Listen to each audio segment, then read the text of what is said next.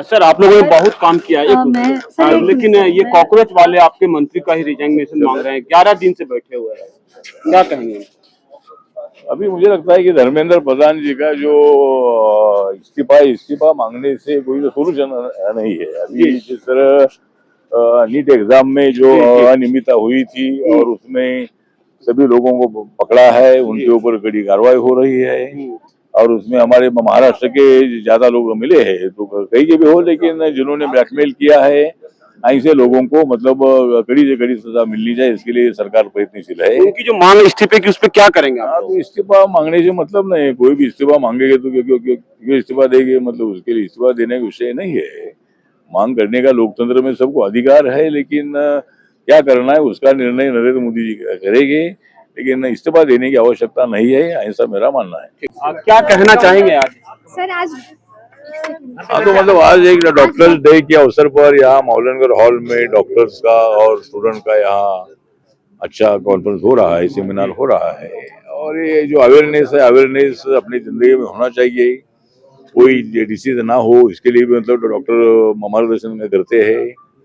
और जो कोई पेशेंट होता है उसको ठीक करने का काम डॉक्टर के माध्यम से होता है। सुनीता जी ने आज बड़ा कार्यक्रम आयोजित किया है, उसमें जो फिजियोथेरेपिस्ट जो हैं उनको भी लाया गया है, होम्योपैथी वाले लोगों को भी लाया गया है। तो मुझे लगता है कि सुनीता दुबे जी मुंबई में रहती है, घनश्याम दुबे की वो लड़की है, और जो फिजियोथेरेपिस्ट है तो वो जो है वो सब मतलब लोगों का जब कोई जो शरीर में थोड़ा कम ज्यादा होता है तो उसको ठीक करने का काम मतलब फिजियोथेरेपी के माध्यम से होता है।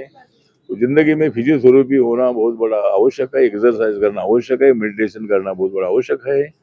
इसीलिए ये सभी लोगों को उन्होंने आज इकट्ठा लाया है, ये बहुत अच्छी बात है। और दिल्ली में एक कॉन्फ्रेंस हो रही है डॉक्टर्स डे के अवसर पर, इसको एक अलग सा महत्व है।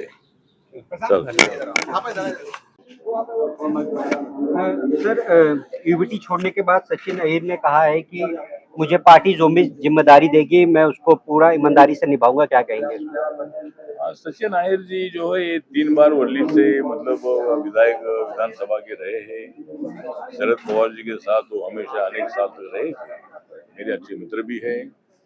और अभी मतलब उन्होंने एकनाथ शिंदे जी की जो पार्टी ज्वाइन की है और उद्धव ठाकरे के साथ रहने के लिए कोई तैयार नहीं है, क्योंकि उद्धव ठाकरे जी ने गलती की थी कि भाई उन्होंने मतलब महायुति छोड़कर, एनडीए छोड़कर उन्होंने मतलब कांग्रेस एनसीपी के साथ अपनी दोस्ती की थी, उससे मतलब सभी लोगों ने असंतोष था और इसीलिए बहुत सारे 40 एमएलए उसके पहले एकनाथ शिंदे की नेतृत्व में मतलब उनके साथ बाहर आए थे।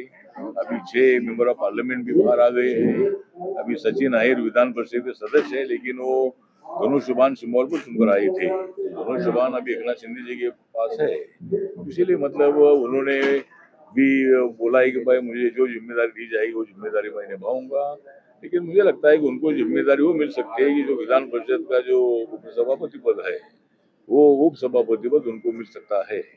और वो आने के बाद मुझे लगता है कि माननीय उद्धव ठाकरे जी के पास अभी 20 एमएलए है, विधायक है, तो मतलब उसमें से 14-15 विधायक यहाँ आने की संभावना है।